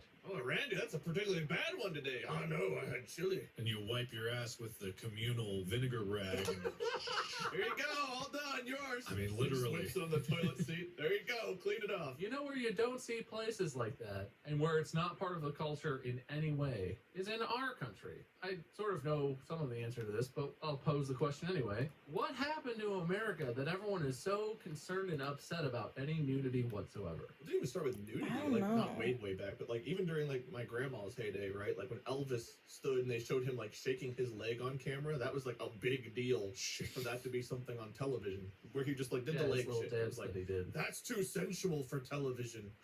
Like things. I'm too aroused by that. Yeah. I can only imagine what the women are feeling. Ah! And now we download games like Cyberpunk where you go to character creation. It's just like, here's a nude body. What body parts do you want? How big you want your dick? You pick. Yeah. You want big dick? Small? Or You want a ladle for your balls? You want me to punch them? Anyway, yeah, I don't know. So with that in mind, and considering that it's really weird to me how most of the world is pretty chill, and it's not like in other parts of the world there weren't standards of like how you comport yourself in public. You know, showing an ankle was racy in Victorian Europe or whatever. Like there were standards, but also they would have bathhouses and stuff like that, and nude beaches, and it wasn't that big of a deal, excluding certain contexts. Until Eve bit that apple. I guess. I mean, that's what I was going to say is really just like, doesn't it boil down to mostly religious kind of like ideals and standards? But I guess it spills beyond that. But I think a lot of it does probably stem from like religious purity, you know? Yeah, well, That's that's this ideal of modesty. puritanical, right? It's a puritanical worldview coming from, I think, I haven't double checked this, the Puritans who came to the New World and sort of at the heart of society here. I don't know. Anyway, with all that in mind, and with the hilarious dual bathhouse stories on our mind as well, obviously we have to do a power ranking of the top 10 places that I have arbitrarily brainstormed where you'd be really uncomfortable being naked or seeing naked. Before we jump in, I wasn't a bathhouse, but I went and got a massage recently because of my pinched nerve. I was hoping like a massage would help Did they make it better. did they do something to you? Well, so when I went in for the massage, I didn't know it was a new place I hadn't gone to. I was like, well, I don't know what their thing is. So they like step out of there, like, if you want to get ready and get to the table, it's like, do I go fully nude here? Is this like an underwear? I don't know what to do. So I left my boxers on, and the lady was like doing the massage, and she was like, I need to pull these down to get your butt. And I was like, what? She's like, I was like, oh yeah, I can. She's like, you know what? I'll do it. And she just put an arm under my legs, lifted me up, and then just yanked my underwear off. Oh, and then went and put it in the closet. She's like, there we go. I mean, problem solved. I was getting ready to do it myself, but yeah, she just, one arm like, whoop, whoop. I don't even know how she did it. She like gently tossed my legs with the arm so she could like slip it. It was pretty incredible. What more could you ask for? Seems like a job well done to me. I'll ask for her again. Sorry. Whoosh, there goes my undies. There you go. All right, nice. That's a short story, but it's one I just remembered. This episode is brought to you by Thomas's. I don't like how Breakfast there's. can It's get not a bit them boring. doing A any ads. I don't like it. And cereal, again. The same thing every day can get a bit samey. So let your taste buds live a little with Thomas's English muffins, bagels, and swirl breads in a variety of flavors and ready for toppings. There are endless recipes and combinations to try. Why not make the most of all those delicious nooks and crannies with a sausage, egg, and cheese Thomas's English muffin? This tasty breakfast sandwich will wake you up better than any alarm. Or for something a bit sweet, yet light, try adding cream cheese, jam, and fresh fruit to create a tasty English muffin fruit pizza. Or just stick to toasting and slathering with butter. Simple, yet satisfying. Wake up to what's possible. Visit thomas'sbreads.com to find a store or buy online. Here's a short message from 100% Pure New Zealand. The way into the caves of New Zealand's Lost World is down a 100-meter rope. What does it look like? Well, I'd show you, but you should really come see it for yourself. If you seek. Learn more at newzealand.com. Anyway, what was I saying? Oh yeah, the power ranking of the top 10 places I've arbitrarily brainstormed that you would be uncomfortable being naked or seeing naked people, but people didn't fit. It doesn't have to be a ranking. This is just a list of places I'm just wanting to talk about. Tier list. It's not a tier list. Maybe. People seem to like that. But anyway, and I didn't even know Mark was going to tell his bathhouse story, but I wanted to start with a familiar place, given our discussion so far. Bathhouses. We can discuss being naked and also seeing naked people as separate concepts. But I'm curious, were you uncomfortable naked in the bathhouse? One being what, the worst place to be naked? 10 being the best? 1 is the top place. Number 1 is the number 1 place you would be uncomfortable being naked. Would be uncomfortable. Man, I feel like... I've never been to one. After we've made our determination. Yeah, But no, this is like an active probably ranking 2. situation where we could move and rearrange and everything. I mean, I would rank it high for appropriateness of to be okay to be naked, and you would obviously see, but I wouldn't rank it as like number 1 because it wouldn't be my favorite place to be naked or see other people naked. But it's up there just because of normalcy. Wait, how are you ranking this? I would put it above top 5. This is your number 1 place you would want to be naked? Not number 1, but he said like toward the top. Yeah, top 5. I just imagine there are some bad ones on your list, so I'm gonna put it at 4 right now. Okay. I'll put it at 4. All right, I disagree vehemently. I think it's the number 3. That's a very strong minor difference of opinion. Without knowing the other 9, I know for a fact number 3 is where bathhouses belong. I feel like bathhouse, of the list that you don't know, but I do know, bathhouse is the one that I would feel most comfortable overall for sure. Yeah, me too. This should definitely be you pick your number and it has to stay till the end, because I'll put it at 4, but I'm almost dreading it because are there no better places on your list? Maybe. Not a lot. I'm gonna put it at 4. I'll put mine too, so I'm keeping it bathhouse at 3. Bathhouse. Excellent. Can't wait to see how I disagree with me later. I even put bathhouse Russian or otherwise. I knew it was coming, apparently.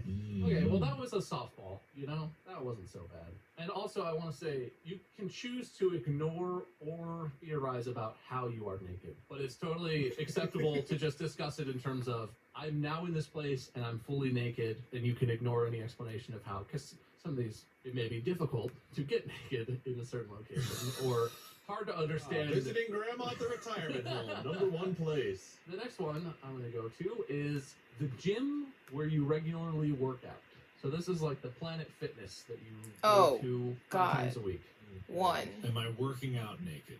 Maybe. You're at the gym. Are other people naked, or is it just us? Under normal circumstances, no one else is naked, and you can choose to have gotten naked. No one else is naked. The moment is you are currently buck naked, maybe with socks and shoes so you don't lose any toes to falling weights, but you're effectively 100% naked in the middle of a gym. No one else is naked, and we're just naked because. In the middle of the workouts place of the gym. Yeah, in the middle of like an evening workout. Lots of people are getting off work. The gym is pretty busy. You know, the machines are getting used, and you are now naked. Maybe you're sitting on a machine. Maybe you're bending over to pick up your water bottle. Who knows? I'm going to put this, I think Mark went first last time, so I'll go first this time. I'm going to put this one at a 6. Really? Only one naked. A bold choice, a bold choice. There's worse places. I'm going to put it at lower than bathhouse, but only by 1. So 5? Because I feel like if there was a case where I am naked in the middle of a gym, it's for a photo shoot or there's some event that necessitates me to be naked in that moment. And I think that would be all right, because if I'm at the gym, then maybe it's a gym I've been going to regularly. I'm looking good, fit, swole, and I'm in my best state. I'll put gym right below bathhouse at number 5. See, I'm imagining it's like whenever you use the restroom sometimes, and like there's like a kid that comes in that doesn't understand how to like pee at the urinal, so just drops his pants. I imagine you're the guy at the gym who goes to like work out. You're like, man, this tank top's really affecting my weightlifting. Just like you rip off everything, and everyone's like, what the hell?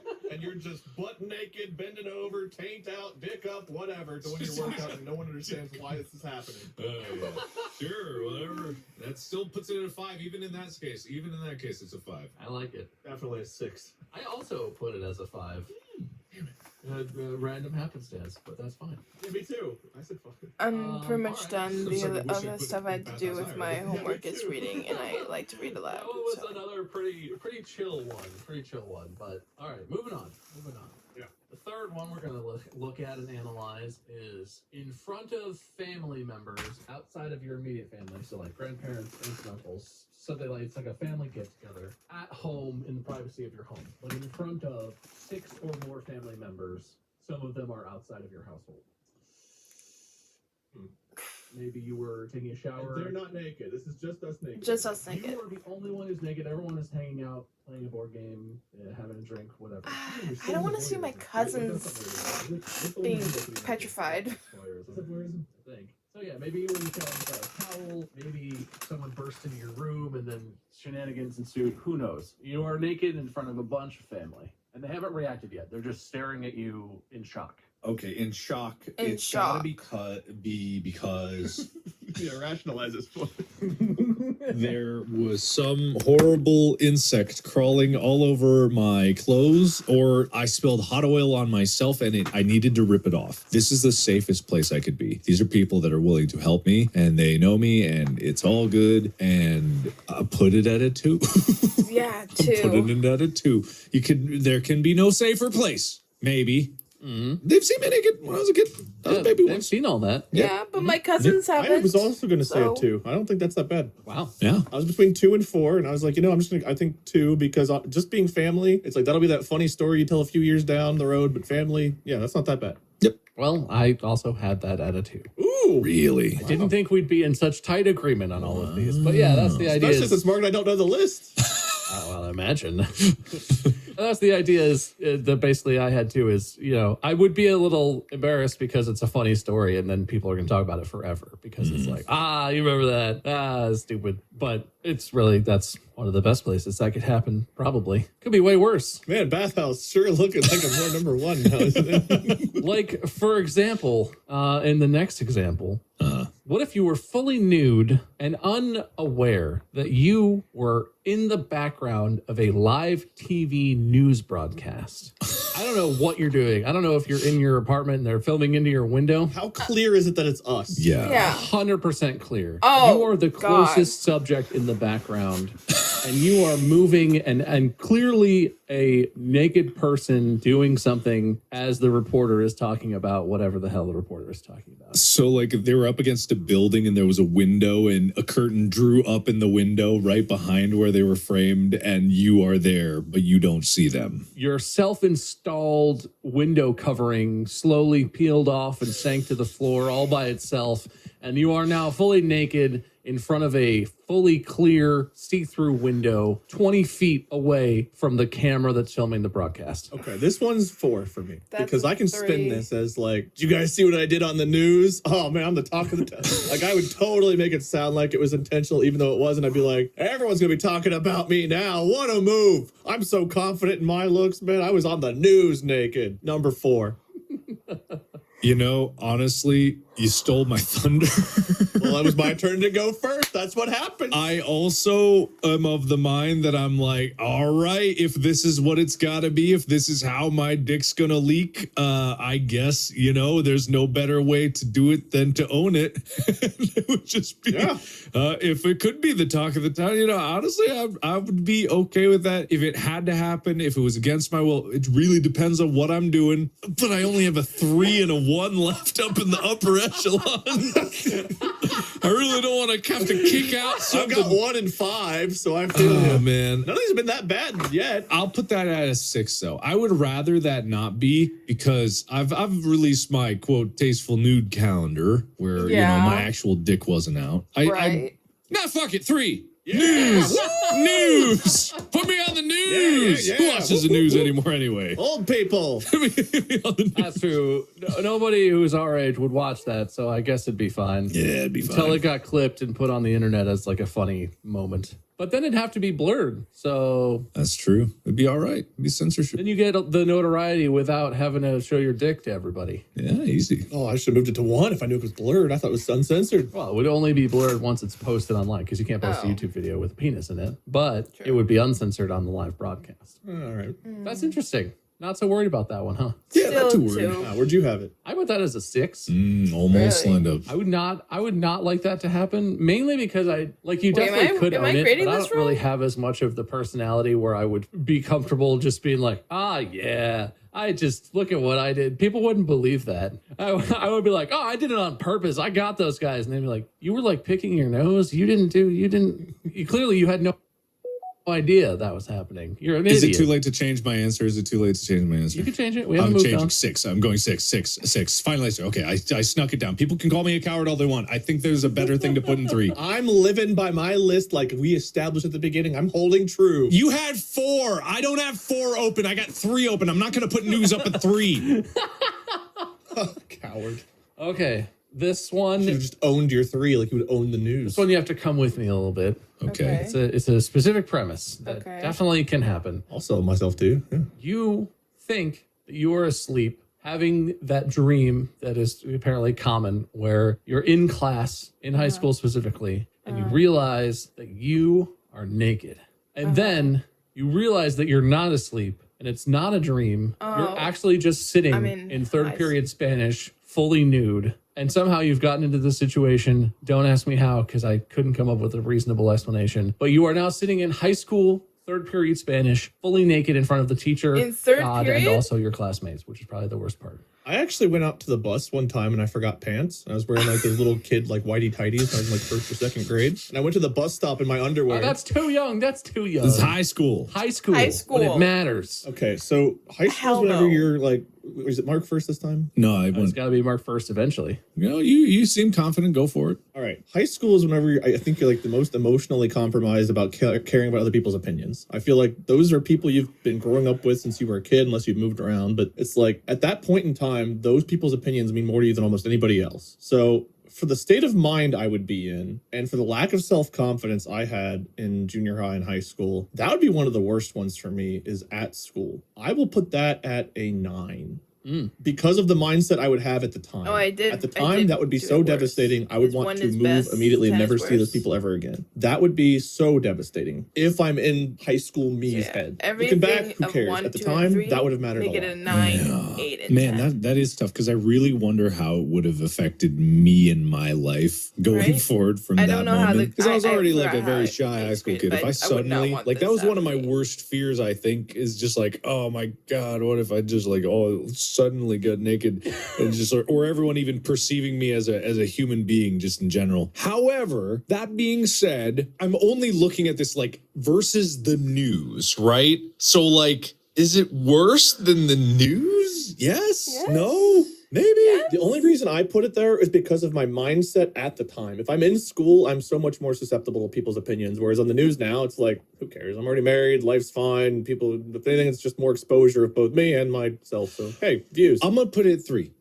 Here's the reason. Because that would be such a fucking incredible story for everyone else. Like, how in the hell did he get naked in class? Like, that would be a legend that would spread through. Like, that chair blows your clothes off. It's like something about the way that chair is like the magnets and the flowing electric field. It blows your clothes off. It would have to be something where that specific chair, and it's reproducible where other students are like sitting down. I'm constructing a bit of fabrication here. Just a little. Even if it didn't, they would build the legend, right? Like, that's the chair that makes your clothes explode off your body. And I'm hoping that when it happens to me, and if it never happens to anyone else again, that's fine, that my shirt goes up and my pants go down and my shoes fly clean off and go straight to the floor. Like, they don't just disappear, they shoot off my body like confetti. Putting that at 3. You'll change my life forever. If we have a magical chair, I would put mine higher, but in a normal human scenario, I'm keeping my 9. You're allowed to create whatever lore you want for these guys. Yes, magical school chair, exploding The clothes. scary thing is I still have 1 up. I've my got tablet's 1, getting 5, low, 7, 8, 10, and I really don't know what I'm going to put at 1. I'm the same way. I'm 1, 7 through 10. What have we done? Wait, no. Why did I come up with a good solution for that? I don't know. You had a bad one, but you decided to fill 3 and shit. shit. It's fine. It's fine. All right. Okay. All right. I'm going to get real creative with 1. One of these, number 10, he's going to tell us to be like at the strip club. It's like, God damn it, why is that my 10?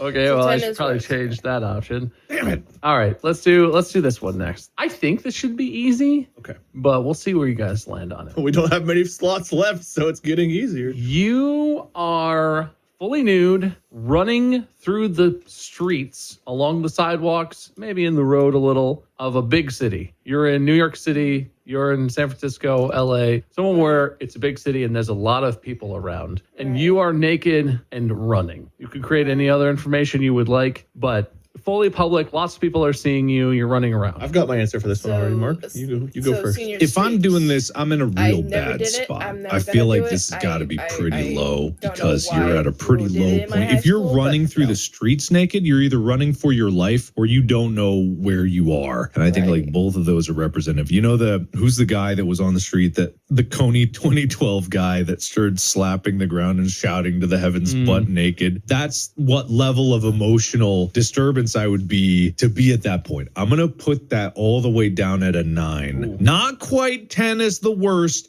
I'm going to leave some room, but I'll put like naked on the street at 9 for me. Okay, this is number 1 for me. Interesting. Really? Because I feel like if you're streaking through the streets, if you're running, like, 1, people aren't going to have as much of a chance of recognizing you because you're just sprinting past them. And 2, the only reason I can fathom why you would be doing it, I guess I wasn't thinking about a serial killer being after you, but like it was like a dare. Someone dared you to do it. It's like, okay, so I've got time to prep. I can manscape if I need to. I can get cleaned up and I can just fucking go. People aren't going to see. They're going to be like, that guy's naked. By the time they process what they've seen, I'm 2 blocks down and gone. And then I get to wherever I'm going. No one's any of the wiser who I was for the most part. And I got away with it. And I got the dare done. All right. Number 1, streaking through the streets. Bold. Wow. That's bold. I hope in the bedroom with a lover isn't on this list because it's going to be pretty low for you. Number 10. Do you know how judgmental Molly is of my body? The shame I feel. Well, that'll be fun when we get to it. I mean, that would obviously be number one, but I had listen, go big or go home. I took the same perspective as you, Wade, but I put it at 3 ultimately because I would feel worse about it if it was a dare and I did it. Because I feel like as an adult, if you were like, "Oh, so my bro dared me to do it," someone will be like, and then you did that for a dare. Who says I'm telling anybody about it? That dare lives with the group that dared me. But for me, I was like, if somebody whose opinion, like my boss or somebody, saw that might affect my career or my life, at the very least, I could be like, I was going through some stuff, and a series of events led to that. And hopefully I'm doing better now. Like, it's a thing where if someone would see that, I could explain it and they would be like, If I ran around the streets naked, Tanya promised to get her boobs out. Done. Okay. That's how the dares work, man. You escalate. Number 1, baby. Number 1 all the way. Number 1. If your boss is a real bro, that might work. Anyway, since you brought it up, Wade, or Mark brought it up, whatever. Oh, thank God. You are in your bedroom and you have a guest over and you have just finished stripping off every last piece of clothing as you're about to climb into bed with your sexy girlfriend or wife or date or whatever. It's about to be hot in here. Great. Number 5, because she's not, I'm afraid she won't like what she sees and she'll dump me. Bro, if I know the person that well and I've really let myself go. Then it's a And I don't want my lover to see me in such disarray.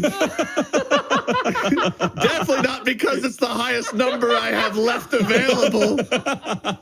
Tell me, what is that below? What's it directly below? Oh, it's right below on the news and right above Jim. What a sweet spot. Oh, man. And it's 3 below family scene. Would rather get naked in front of Aunt Jenny than get naked in front of Molly. Yeah. Weird. I'll put it number 1, just and I feel the need to explain no further. I cede my time. I'll take some of his time. Listen, do you know what's happened? My Manscaped razor didn't arrive on time. The things she saw, the forest she navigated. I'm so embarrassed. You could put it at 10 if you're so embarrassed. Oh, no, that's okay. 5. Okay. Well, I'm glad you brought that up, Mark. I appreciate that. Of course. That's what I'm here for. Mark, what numbers do you have left available? I've got 7, 8, 10. I got 7, 8, 10 too. I don't know how that worked Oh, out. hell yeah. All right. Let's do it, baby. Wait, that's the numbers I have left. Interesting. But also I have 9 left. Am I an idiot? No, I got 9 filled. I've got 3 open spots. Streaking through the streets, in front of family, bathhouse, on the news, bedroom with a lover, gym, and high school classroom are the ones I have. Anyway, the next one should be easy. Okay. You're at the doctor. Great. That happens. You're at the doctor. You're in an office, in an exam room, fully naked at the doctor's office. Of course, it's a pediatrician's office, and it's not your doctor. The doctor walks into this exam room to find you fully naked. Wait, you said, okay, so you are There naked. are no children in this scenario. It is just a doctor's office that is not yours. It doesn't have to be a pediatrician. It could be any kind of specialist. You've never been here before, but you're naked in an exam room at this doctor's office. That considerably changes. That's so not that bad. What do you mean that's so not that bad? What do you mean that's so not that bad? What do you mean? There are worse things. I think he means he screwed himself on the numbers. Quick little story time here. I had to have 3 tailbone surgeries, and I think I've told this story before. There was a girl probably about my age, looked like she'd probably just started working at this place, who escorted me back to the doctor's office. The doctor comes in, he's the only one in the room with me, and he has me lay on the table. I'm in the gown, so he opens the gown, my ass is just there. He's spreading my cheeks, looking at my tailbone like, this looks like it's healing up pretty nicely. I think we can remove the stitches. Nurses, can I get some help? And of course, that girl and 2 other ladies walk in, and their job is to hold my cheeks open so the doctor can snip and remove my stitches. That's a worse scenario to me than this one. Wrong doctor walks in and sees a body. Oh man, it's just like med school all over again. Well, what were you going to ask this new cute nurse person who's the new employee out or something? Why is that worse? It's their job. No, because I don't want to do that at someone's work office. I don't want to be that guy. But if we had met on a different scenario, sure. So they're doing their job on your ass. It doesn't seem that bad. doctors see all kinds of gross and weird stuff. Human Yeah. bodies hold no surprises That for them. probably would Some be lady's what I- introduction to me seeing my Frankenstein asshole with my stitches in there is not exactly how I'd want to start off a conversation. Well, it's Plus, a really when I get my interesting, top surgery, they're gonna have intro to see my to an boobs. attempt at asking someone out. That's for sure. I'm just Jim Carrey, and I'll put my hands on my cheeks like, would you like to go out with me? Speaking through my asshole. Now that you put that, it really does change it. Is this a pediatrician or not? That's really going to change my ranking. I guess I don't want to make it too like creepy. Mhm. That was initially what I had gone with, just because those are the two main types of doctors. I saw a pediatrician. Now I see a GP person. But like, You don't know what type of doctor it is, but it's not your doctor. Okay. it's a doctor's office that you've never been to, and it could be a pediatrician's. It could be anything that you want it to be in your version of events. Right. It's a stranger. It's basically, this is equivalent of waking up from an accident and you find yourself in the hospital or something like that. So I wouldn't consider it that bad. It's bad because no matter what, I can't come up with a good reason to be in there naked. If it's not creepy, it's probably not good for my health. So I would put it lower, but I'm going to put it at 8 because I now have 1 up and 1 down to go left. So unknown doctor, 8 for me. I was going to do 8 as well. Nice. Because the 2 that are left, it's like if one's really good, I don't want to have it at 8, 9, or 10. So All right. The next scenario it's another one that needs a little bit of explanation. You are attending the huge pool party of the summer. Your friend has a dope pool with like a tiki bar and all this cool stuff. It's a great backyard. And everyone showed up. Even Carl came to this party. Carl? And you are now standing on the diving board, fully naked, attracting everyone's attention because they first thought you were going to do some sort of cannonball or something funny, and now have realized you are naked, which no one else is. This is like a normal pool party. Everyone's wearing swimsuits and stuff. You're the one who is naked. Damn it. So That's how many so many bad. people are there watching? All of your neighbors, basically. Everyone from school and their parents are there. Everyone. no. This happens all the time, though. It does. People's bathing suits just fall off. It happens all the time. Sure. I guess a 7 for the embarrassment. I can't justify that it's the magical pool that explodes your clothes off. Like it's not gonna be. It's not gonna fly. It's not gonna be like a magical legend. diving board that explodes your bathing suit off. I'll put it as 7. I imagine there's got to be a worse one, but So it comes off in the water while you're in the air. It's off and nowhere to be found, and you're standing on the diving board. oh, You're still on the diving board. Yeah. That was an important detail. You are Okay, standing on okay. the diving board, and everyone is all, oh, he's naked. So you go to jump in the pool, and you're getting ready to jump in, and you're like, all right, everyone, cannonball. And then you look down, and there's your balls, and everyone's looking at you, and you don't know why you're naked. You're just there naked. Yep. I mean, Okay. those Speedos leave nothing to the imagination anyway. I'm still putting it at 7. Pool party penis. Pool penis party. Cool penis party. Penis pool party. Penis party. Everyone you know care about's there. I don't know how old you are. I'm going to gamble and put it at 10. Okay. Pool penis party is what I typed in as well, so I guess that's what it's called now. That's what it is. I'm excited to hear the final rankings, I have to say. I only got 1 spot. I think maybe when they're all done, I'll let you make one swap. One swap. One See if swap. that fixes everything for you. Okay. Okay. The final, man, well, I don't know if this is good enough now. I thought this would be quite the conclusion, but well, we're going to use it. We're going to use it. We're going to use it. You have a good friend. You've known each other your whole lives. They were perhaps in your wedding party, or, you guys have bonded. Very good friends. And, you're getting older now. I don't know if you guys have heard. We're getting older. Yeah, I've heard that. And they have found the love of their life. They're getting married. Right. And in order to get married, they need their best friends around them at the wedding. They need someone to stand up there with them in front of God and everyone and, help them get over the finish line. You are in the wedding party. Everything's going great. All the lead up is good. You walk down the aisle with your partner and you split up and go to your appropriate spots and stand and clasp your hands and wait for the bride and groom to do the thing.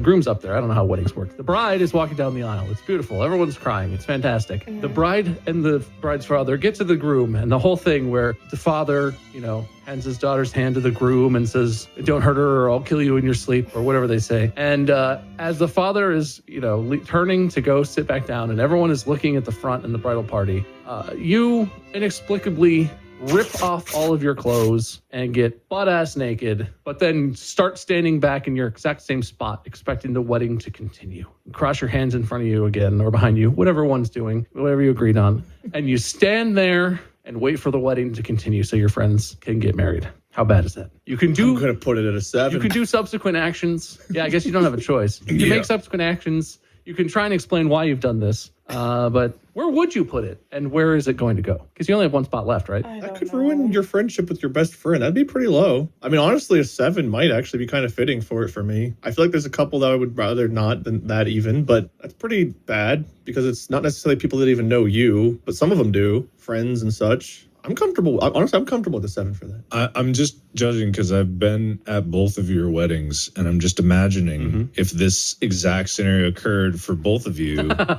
would this have mattered? But luckily for you, I had another family member show up that got all the attention.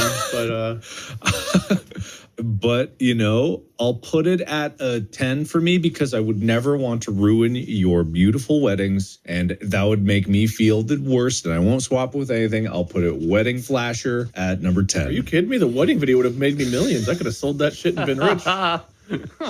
There are other ways, Wade. There's other ways. Markiplier got nude at my wedding, not clickbait. You know you get one video, and if it gets like 20 million views, you know how much money that's going to make, and it won't be as much as you think. Yeah. Yeah. Got to sell it to somebody, make them think it's worth more than it is. Anyway, so that's my last pick. All right. Well, I tried to pump it up a little bit, but I think you guys made me realize that that was maybe not the worst one on the list, but maybe it was. It is for me.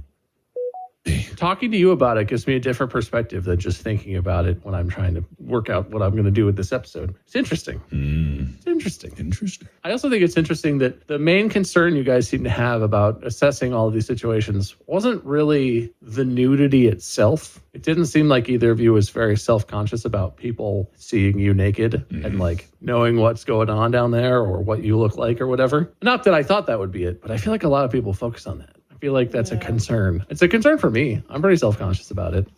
I'll admit that. Yeah, no, I'm relatively okay with it, shockingly, or unshockingly, depending on your knowledge of my nude calendar I made. Oh, that's right. It's all out there. I have unwittingly seen most of it. I didn't buy a copy. I thought about it, but I didn't. But I've seen most of it. But I was Google too young. Markiplier tasteful nudes. You're gonna see it, Wade. That sounds weird, like I was looking it up, but I just. Yeah, sure, man. Okay, come on. Yeah, whatever. Research Markiplier nude incognito. Oh, now nobody knows.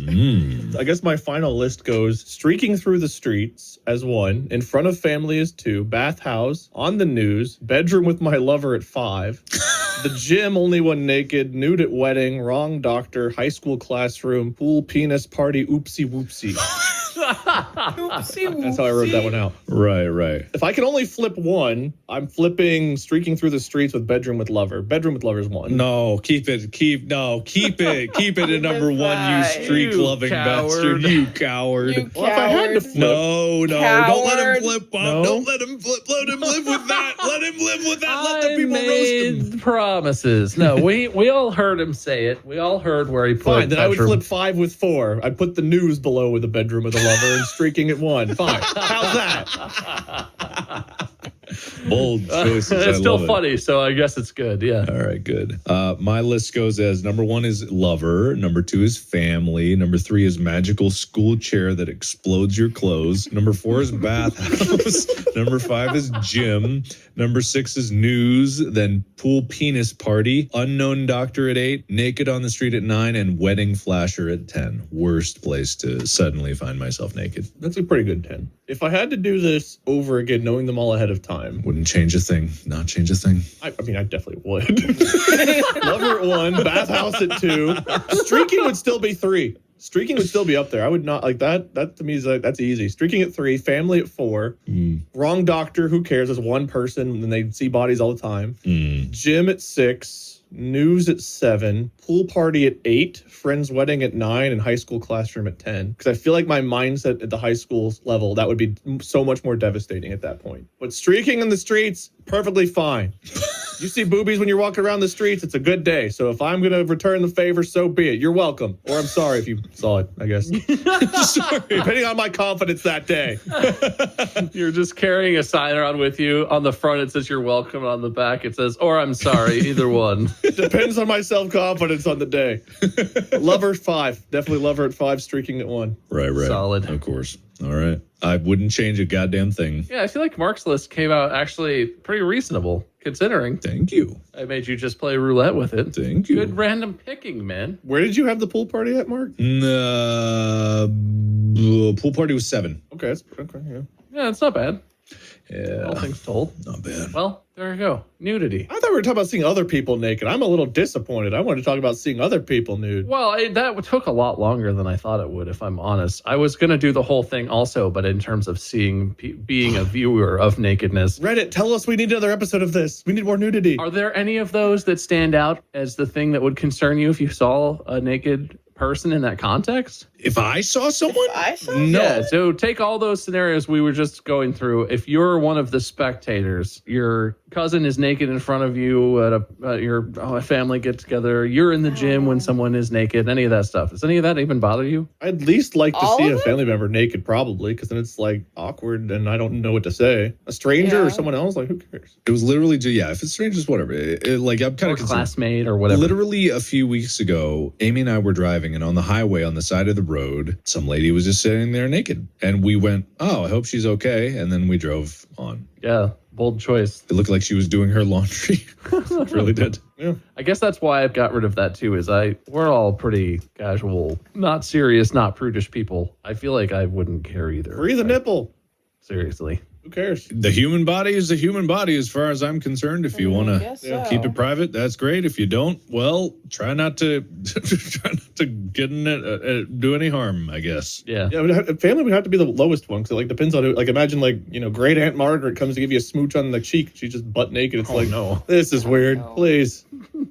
That's just how great Aunt Margaret is. I know. Gotta love her. I think my lowest one might be if I was the doctor in the random doctor's office one, just because I would be like, how did you get back here? Why are you already naked? Like, it would be concerning. Be like, wrong room.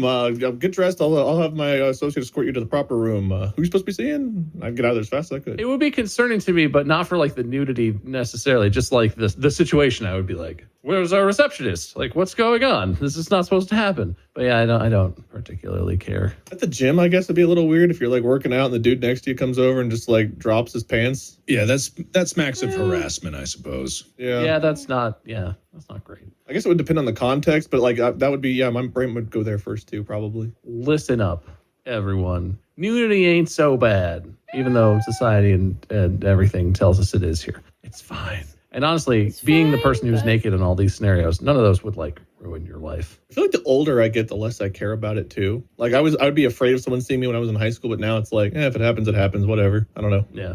Okay, well, that's the end then. I feel like this is an interesting thing. I would talk about this for a long time. And there's lots of news stories about nudity, but not for today. I would love to talk about nudity for a long time with you. All right. Okay. What I have to do now is pick a winner, obviously. And while Wade did fight back with some excellent stories and some bold choices on his list, I find it hard to overlook the amount of points that Mark earned for his Korean bathhouse story. Yeah. It was funny. It was topical. I would also agree. Getting punched in the balls that many times, he deserves it. The massaging with the ball punching is outrageous, and I love it. Thank you very much. Thank you. I have to declare Mark the winner. I knew I'd lost the moment his balls got punched. Such a funny visual. I just can't not think about Mark's balls. All right, my dry spell's over and everyone has their mind on my balls. Well, change that, Mark. Give a winner's speech. What do you got to say? Well, thank you everybody so much for being here and being a part of the podcast. We've got a big, bright, beautiful future ahead of us, and I can't wait for the things that grace us in our future of podcasting, and me, and also us, and our friendship that we share, and the beautiful, yes. Very gracious. And the beautiful moments that we have together will be with me all along, and we were all naked from the waist down. Excellent speech, Mark. You wandered away from the point a little bit there, I think, but that's good speech. Good speech. You have a loser speech, Wade? Yes, what Mark said, but less happy about it. Fair and just. Anyway, that's it for the episode. Thank you so much for listening. Make sure that you follow or subscribe or hit the bell or whatever. Hit that thing so that you know that every Monday when the podcast comes out, it's there for you, waiting, watching. lurking in the shadows to entertain you, probably, or make you really angry with a tier list or something. That's going to be it. You can find Mark at Markiplier on everywhere. Wade at LordMinion777 or Minion77 on Twitch. 3 sevens, Minion777. And me, MySkirm, I'm back on Twitch. So twitch.tv/MySkirm, check it out. I stream video games even. Isn't it good to be back on Twitch now that everyone's really happy with them? Yeah, no drama whatsoever. Everything's great on Twitch. I love it. Welcome back. Thank you for listening. And as we say in the business, check out our merch. Podcast out. Oh, okay. Oh, yeah. Oh, yeah, I didn't plug that, did I? You know what? Fuck it. Don't check out our merch. There's nothing good there. It's all stupid. I can't even muster fake outrage. That's the end. I'm tired or something. All right. Podcast out. Bye. Oh god, that was the most... You saw how uncomfortable I was throughout the whole thing, and I didn't even understand the grading process of the whole, like, 1 to 10 thing. I put everything at a 1 being, like, most comfortable, but no, all of that would have been at a 10 or 9 or 8. Like, maybe the doctor one would be at a 1, but, like, everything else would... And maybe the spouse thing would be also, like, a 1 or a 2, but, like, everything else would be, like, a 10 or a 9, but I know you have to put in, like, ranks and not, like, just put everything at a 1 or everything at a 10 or whatever. But I hope you guys enjoyed. I'm sorry about the camera angle shift. My tablet was dying, so, and this is the closest I can get to a good angle. But I hope you guys enjoyed what was this very long, very awkward episode of Distractible. I don't know, for me, being naked in front of people is weird. Seeing people naked is also weird, but I guess they live how they choose to be, so it's not really my problem. I can just look away and, you know, not look at it, or get dressed immediately if I somehow go into these situations, but, you know, I don't plan to get naked anytime soon in front of people. You know, only if, like, it's my spouse and I love them that much, but yeah. Anyway, I'll see you guys later. This has been M.A.D.D.Y. I don't know, but that was very